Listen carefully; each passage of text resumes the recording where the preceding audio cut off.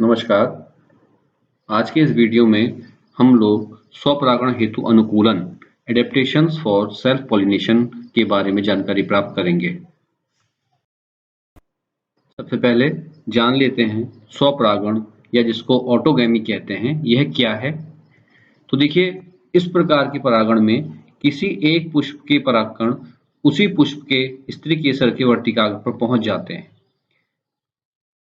ये जो डायग्राम यहाँ दिखाया गया है, इसमें हम देख रहे हैं कि एक पुष्प है और इस पुष्प के ये पुंकेसर हैं और ये आपका स्त्री केसर है।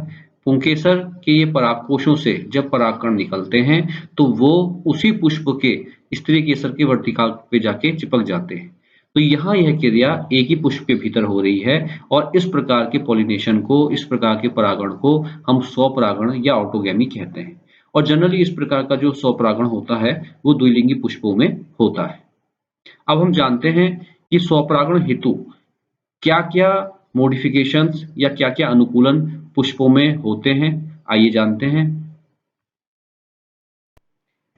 सबसे आवश्यक मोनोक्लाइनी या बाइसेक्सुअल। पुष्प में स्वपरागण तभी संभव है जब वह पुष्प द्विलिंगी हो, अर्थात पुष्प में नर जनन अंग पुंकेसर और मादा जनन अंग स्त्री केसर दोनों उपस्थित हो। देखिए, यह बहुत स्पष्ट है कि अगर पुष्प बाइसेक्सुअल है, अर्थात पुष्प द्विलिंगी है, मोनोक्लाइनी है और उसमें नर और मादा दोनों जनन अंग मौजूद हैं, तभी उस पुष्प में स्वपरागण संभव है। ये पुष्प दिखाया गया है और आप इसमें देख रहे हैं कि इस पुष्प में ये जो बीच का नीला भाग है, ये इसका स्त्री केसर है, जिसको हम अंडप भी कहते हैं। इसमें टिप पे वर्तिकाग्र, वर्तिका और अंडाशय मौजूद हैं और ये जो दूसरा नर भाग है, जिसको हम क्या नाम देते हैं, पुंकेसर कहते हैं और ये पुंकेसर आपका दिखाई दे रहा है। तो ये पुष्प जो है एक द्विलिंगी पुष्प है, बाइसेक्सुअल फ्लावर है और ये एक पहली रिक्वायरमेंट है, पहली आवश्यकता है पुष्प में स्वपरागण करने के लिए। लेकिन मैं आपको यहाँ यह भी बता दूं कि ये 100% जरूरी नहीं होता कि जितने भी पुष्प द्विलिंगी हैं उनमें स्वपरागण ही होगा, लेकिन स्वपरागण होने के लिए पुष्प का द्विलिंगी होना अति आवश्यक है। दूसरी जो एडेप्टेशन सेल्फ पॉलिनेशन के लिए आवश्यक है वो है समकाल पक्वता या जिसको हम होमोगैमी के नाम से भी जानते हैं। देखिए, समकाल पक्वता या होमोगैमी का अर्थ क्या है, पहले हम परिभाषा से समझते हैं। जब किसी द्विलिंगी पुष्प के परागकोश एवं अंडक एक ही समय पर पककर तैयार हो जाते हैं तो स्वपरागण की संभावना बढ़ जाती है। स्वाभाविक सी बात है, समकाल पक्वता नाम से स्पष्ट हो रहा है। समकाल मतलब समान समय में, पक्वता अर्थात पकना। देखिए, द्विलिंगी पुष्प में नर और मादा जनन अंग दोनों होते हैं, ये मैंने आपको बता दिया। अब ये दोनों जनन अंग एक समय में मैच्योर भी हो सकते हैं और अलग अलग समय पे भी मैच्योर हो सकते हैं। तो हमें ये ध्यान रखना है कि स्वपरागण के लिए नर और मादा दोनों जनन अंग यदि एक ही समय पे पक के तैयार होते हैं, एक ही समय पे मैच्योर हो जाते हैं, तो उनमें स्वपरागण की संभावनाएं बढ़ जाती हैं। लेकिन यह आवश्यक नहीं है कि अगर किसी पुष्प में समकाल पक्वता देखी जाए तो उसमें स्वपरागण ही होगा। लेकिन कुछ कारणों के कारण से यदि पुष्प में समकाल पक्वता पाई जाती है तो स्वपरागण की संभावनाएं बढ़ जाती है। जैसे मैं आपको एक दो उदाहरण देता हूं। जैसे मिरेबिलिस जलापा की अगर हम बात करें, जिसे हम 7 o'clock प्लांट भी कहते हैं, इसमें क्या होता है, जो पुंकेसर होता है उसका फिलामेंट ऐंठ जाता है और जिस कारण से जो उसके परागकोश होते हैं वो वर्तिका के समीप आ जाते हैं। अब जैसे ही परागकोश मैच्योर होता है वह फट जाता है और फीमेल की जो स्टिग्मा है उस पर इसके परागकण क्या होते हैं, बिखर जाते हैं। तो यहाँ समकाल पक्वता है, उसके साथ साथ पुष्पों में ऐसी व्यवस्था भी है कि उसके परागकोशों से परागकण फटने के बाद तुरंत वर्तिकाग्र की टिप पर बिखर जाए।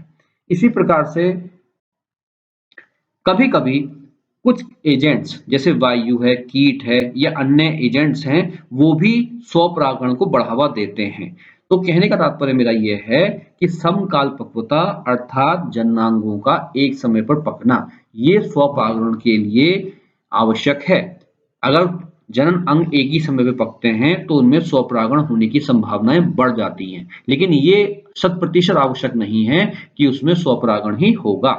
फिर भी कुछ परिस्थितियां या कुछ कारण ऐसे होते हैं या पुष्प में कुछ ऐसे अनुकूलन होते हैं जिस कारण से समकाल पक्वता वाले पौधों में स्वपरागण की संभावनाएं बढ़ जाती हैं। और इसलिए मैंने आपको दो एग्जाम्पल भी बताए, जैसे मिराबिलेज लापा के बारे में मैंने बताया, जिसमें क्या होता है, पुंकेसर के जो पुतंतु है वो ऐंठ जाता है, जिसके कारण से परागकोश जो है वर्तिकाग्र के समीप आ जाते हैं, और ऐसी दशा में जब परागकोश फटते हैं तो उसके परागकण तुरंत जो है वर्तिकाग्र की टिप पर लग जाते हैं। कभी कभी मेल और फीमेल पार्ट दोनों मैच्योर हो गए और उस पे कोई, उस फूल पे कोई कीट आके बैठा, तो जैसे ही वो कीट आके बैठेगा परागकोश फट जाएंगे और परागकण उसके पंखों या टांगों के माध्यम से उसके स्त्री केसर पर टच कर जाएंगे। तो इस समकाल पक्वता भी स्वपरागण के लिए एक आवश्यक कारक है। इसी में अब हम दूसरा कारण पढ़ते हैं, डाइकोगैमी, या जिसे हम भिन्नकाल पक्वता कहते हैं। देखिए, भिन्नकाल पक्वता अर्थात जनन अंगों का अलग अलग समय पर मैच्योर होना। जब किसी द्विलिंगी पुष्प के परागकोश और अंडक एक ही समय पर परिपक्व ना हो तो स्वपरागण की संभावना घट जाती है, किंतु कभी कभी विशेष परिस्थिति के कारण स्वपरागण सफल हो जाता है। जैसे मैंने आपसे इससे पहले बताया था कि स्वपरागण के लिए अगर पुष्प समकाल पक्वता रखता है, मतलब नर और मादा जननांग एक समय में पकते हैं, तो उनमें स्वपरागण की संभावनाएं बढ़ जाती हैं। लेकिन अब यहाँ आप देख रहे हैं कि कभी-कभी पौधे में नर और मादा जनन अंग अलग-अलग समय पे पक रहे हैं, तो भी कुछ विशेष परिस्थितियां ऐसी डेवलप होती हैं कि उनमें स्वपरागण हो जाता है। यद्यपि भिन्न काल पक्वता में स्वपरागण की संभावनाएं घट जाती हैं, लेकिन फिर भी कुछ विषम परिस्थितियां ऐसी आती हैं जिनमें भिन्न काल पक्वता होने के बाद भी स्वपरागण सफल होता है। उदाहरण के लिए देखिए, हम बात करते हैं सूरजमुखी की। देखिए, सूरजमुखी में दो प्रकार के पुष्पक पाए जाते हैं। एक कहलाता है डिस्क फ्लोरेट और एक कहलाता है रे फ्लोरेट। बिंब पुष्पक और रश्मि पुष्पक। जैसे आपने देखा होगा, अगर हम सूरजमुखी के पुष्प की हम बात करें, तो सूरजमुखी के पुष्प में एक तो बाहर की ओर इस प्रकार से पत्तियां होती हैं, पीले रंग की पत्तियां होती हैं, और बीच में उसकी मध्य भाग में इस प्रकार के कुछ काले रंग के डंडे से, तंतु से आपको दिखाई देते हैं। तो ये जो सूरजमुखी के फूल में सेंटर में आपको जो काले रंग के दाने टाइप की संरचनाएं दिखाई दे रही हैं, ये संरचनाएं कहलाती हैं बिंब पुष्पक, डिस्क फ्लोरेट्स। और ये जो पीले रंग की पत्तियां जिसको हम फूल समझते हैं, ये कहलाती हैं रश्मि पुष्पक या रे फ्लोरेट्स।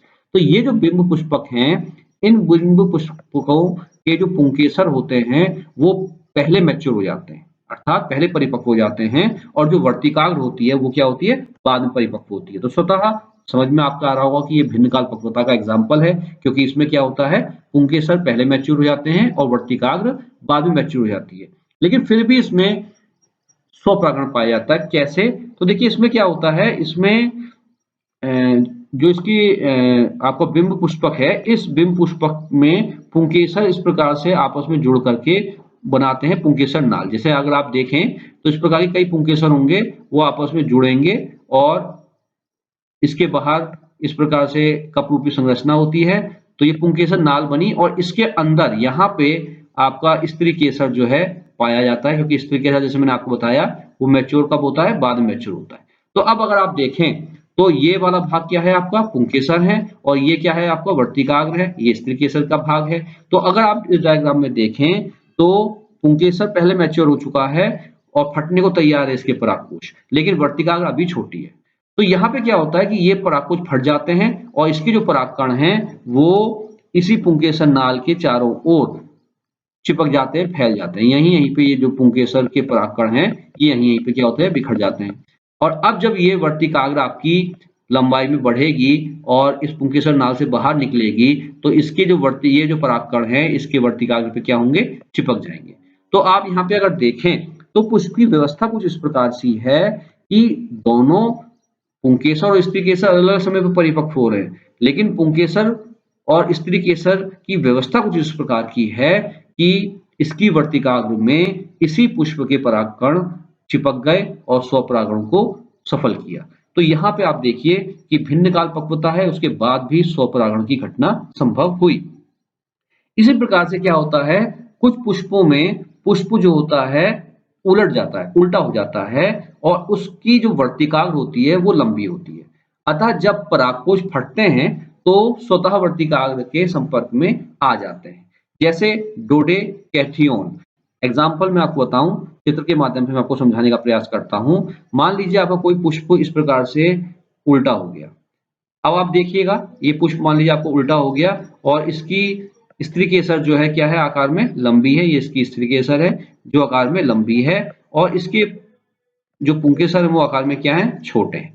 ये इसका पुंकेसर है, इसका आकार में छोटा है। तो आप ये सोच सकते हैं कि इसके जो परागकण होंगे, जब परागकोश फटेगा और ये परागकण बाहर निकलेंगे तो ये परागकण स्वतः ही नीचे लटके हुए वर्तिकाग्र की टिप पे जाके गिर जाएंगे।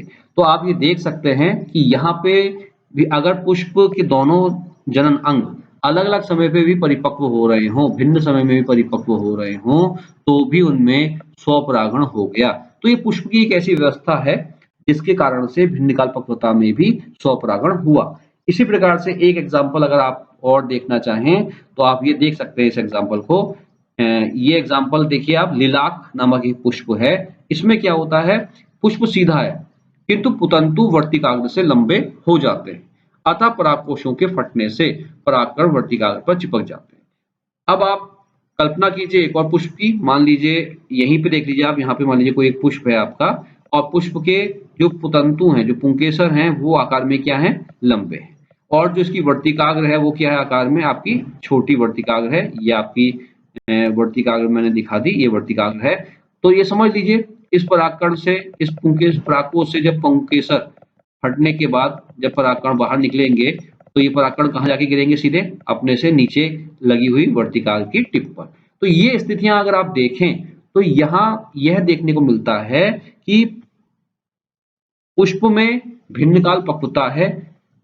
पुंकेसर आप देखिए पहले परिपक्व हो गया, स्त्री केसर बाद में परिपक्व हो रहा है, लेकिन उसके बाद भी व्यवस्था कुछ इस प्रकार की है पुष्प के अंदर की कि उसमें स्वपरागण ही हो रहा है। तो ये भी ध्यान रखना है कि भिन्नकाल पक्वता यद्यपि स्वपरागण को बढ़ावा नहीं देती, स्वपरागण की संभावना को घटा देती है, फिर भी विशेष परिस्थितियों में भिन्नकाल पक्वता होने के बाद भी ऐसे पुष्पों में स्वपरागण हो सकता है। अब बात करते हैं अनुन्मील्यता की, जिसको हम क्लिस्टोगैमी भी कहते हैं। जिन पौधों में क्लिस्टोगैमी पाई जाती है उनको हम क्लिस्टोगैमस पुष्प कहते हैं, अनुन्मील्य पुष्प कहते हैं। देखिए कुछ द्विलिंगी पुष्प ऐसे होते हैं जो पूरे जीवन काल में हमेशा बंद रहते हैं, वो कभी नहीं खुलते, और ऐसे पुष्पों को हम क्लिस्टोगैमस या क्लिस्टोगैमस पुष्प या अनुन्मील्य पुष्प कहते हैं। ये पुष्प ऑक्जेलिस में, कोमिलिना में, वियोला में आदि में पाए जा सकते हैं। ऐसे पुष्पों में बाहर से परागकण ग्रहण करने की कोई संभावना नहीं रह जाती। देखिए जब कोई पुष्प ऐसा है जो उम्र भर खिलता ही नहीं है, तो स्वाभाविक सी बात है कि किसी भी एजेंट के माध्यम से परागकण, बाहरी परागकण इस पुष्प के अंदर प्रवेश नहीं कर पाएंगे। अतः ऐसे पुष्पों में परपरागण संभव ही नहीं होगा। अतः स्वाभाविक है कि जो अनुन्मील्य पुष्प होगा उसमें स्वपरागण ही होता है। एग्जाम्पल हम लेते हैं एक कोमेलिना का, एक बहुत ही अच्छा एग्जाम्पल है।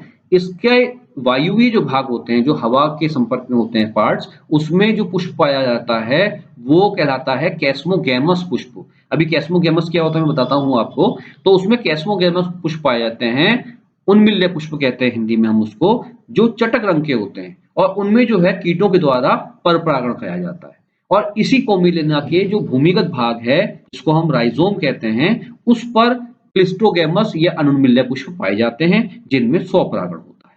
अब आप पहले कैस्मोगैमस किसको कहते हैं ये समझ लीजिए। देखिए वे पुष्प जो खिलते हैं व जिनके जनन अंग बाह्य वातावरण के संपर्क में होते हैं उन्हें हम कैस्मोगैमस पुष्प कहते हैं।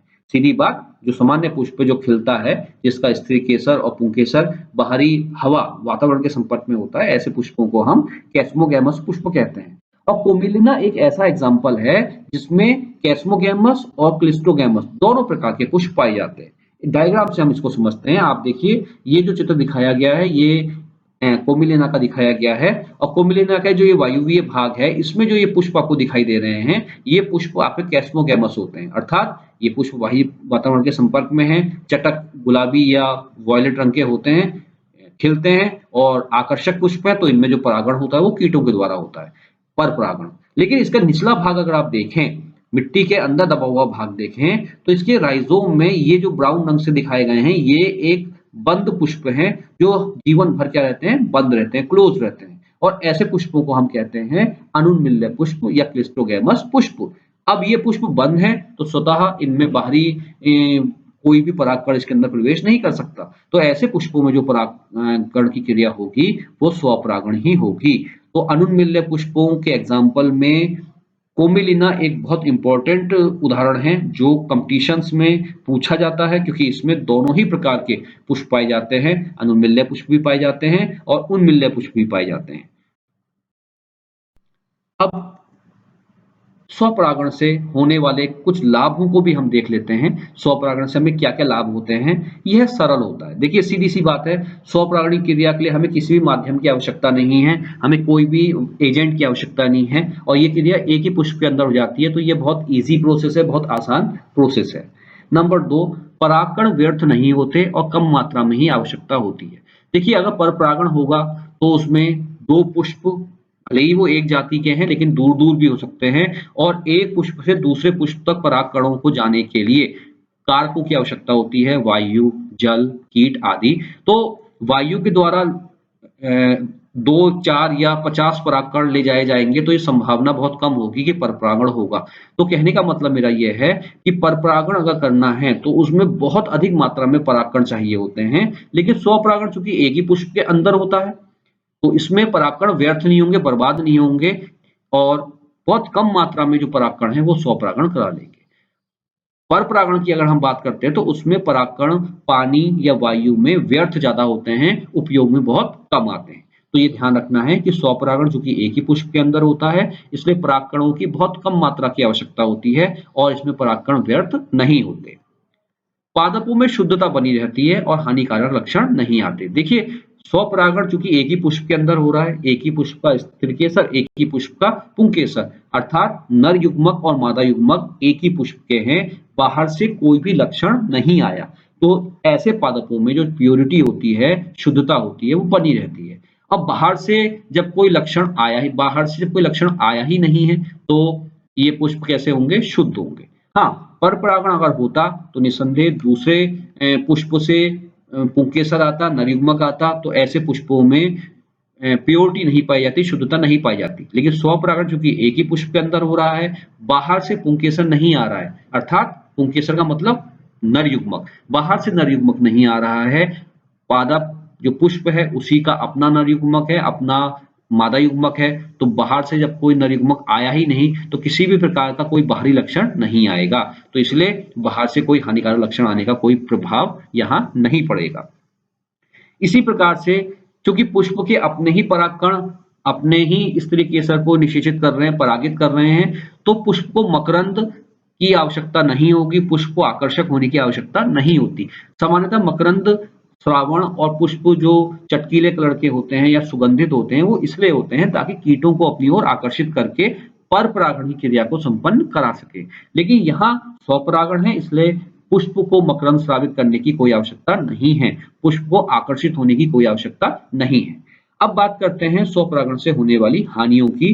तो देखिए सबसे पहला जो हानि है वो यह है कि बीजों में संकर गुण नहीं पाए जाते। संकर मतलब होता है हाइब्रिड कैरेक्टर्स। हाइब्रिड कैरेक्टर्स मतलब ये होता है जो कैरेक्टर प्योर ना हो, जो उसी जाति के पुष्प के ना होकर के बाहर से कोई कैरेक्टर आया हो, तो ऐसे कैरेक्टर कहलाते हैं हाइब्रिड कैरेक्टर। जैसा मैंने आपको शुरू में बताया था कि ये जो स्वपरागण है इसमें जो पादप में शुद्धता जो है वो प्योरिटी बनी रहती है क्योंकि बाहर से कोई नरयुग्मक नहीं आ रहा। तो सीधी सी बात है कि जब इन पादपों में बाहर से नरयुग्मक या पुंकेसर नहीं आया, परागकण नहीं आया, तो ऐसे बीजों में बाहर से कोई लक्षण नहीं आते। तो ऐसे बीजों में हाइब्रिड जो कैरेक्टर्स होते हैं वो कम पाए जाते हैं।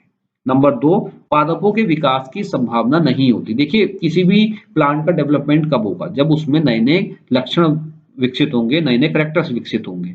अब इस पुष्प में स्वपरागण होता है, इसके अपने ही नर युग्मक होते हैं, अपने ही मादा युग्मक होते हैं, तो बाहर से कोई लक्षण इस पुष्प के अंदर नहीं आता। तो ऐसे पादपों के विकास या डेवलपमेंट की संभावना कम होती है क्योंकि नए लक्षण इसमें नहीं आते। और लास्ट है कि ऐसे पादपों में उत्पादकता कम होती है। देखिए ये बात ध्यान रखिएगा कि स्वपरागण से डेवलप होने वाले जो पुष्प होते हैं और उन पुष्पों से जो बनने वाले बीज होते हैं, उन बीजों की जो प्रोडक्टिविटी होती है वो बहुत कम होती है, उनकी उत्पादकता बहुत कम होती है। तो तो मैं उम्मीद करता हूं कि आपने इस वीडियो के माध्यम से स्वपरागण के लिए आवश्यक जो एडेप्टेशंस हैं उनके बारे में पढ़ा होगा, समझा होगा। अगर आपको ये वीडियो पसंद आया तो इसे लाइक कीजिए और इस चैनल को सब्सक्राइब कीजिए। धन्यवाद।